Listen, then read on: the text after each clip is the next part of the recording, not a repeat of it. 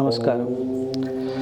అమ్మల గన్నయమ్మ ముగురమ్మల మూలపుటమ్మ పెద్దమ్మ సురారులమ్మ కడుపారెడి ఇచ్చినయమ్మ తన్నులో నమ్మిన వేల్పులటమ్మల మనమ్ములయుండినయమ్మ దుర్గమాయమ్మ కృతాబ్ది ఇచ్యుత మహత్వ కవిత్వ పటుత్వ సంపదల్.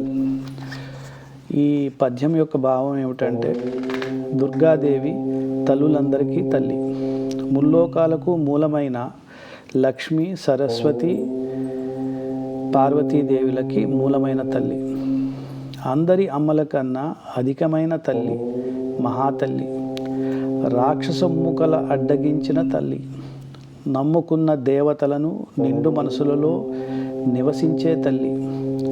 అట్టి మాయమ్మ దయాసముద్రి అయి నా కవిత్వంలో గొప్పదనము పటుత్వము సమృద్ధిగా ప్రసాదించుగాక. ఈ పద్యాన్ని ఎవరైతే ఈ విజయదశమి రోజుల్లో చదువుకుంటారో వారు చేపట్టే అన్ని కార్యక్రమాల్లో తప్పకుండా విజయం సాధించి ఆ కనకదుర్గాదేవి అనుగ్రహాన్ని పొందుతారని దీని భావన. నమస్కారం.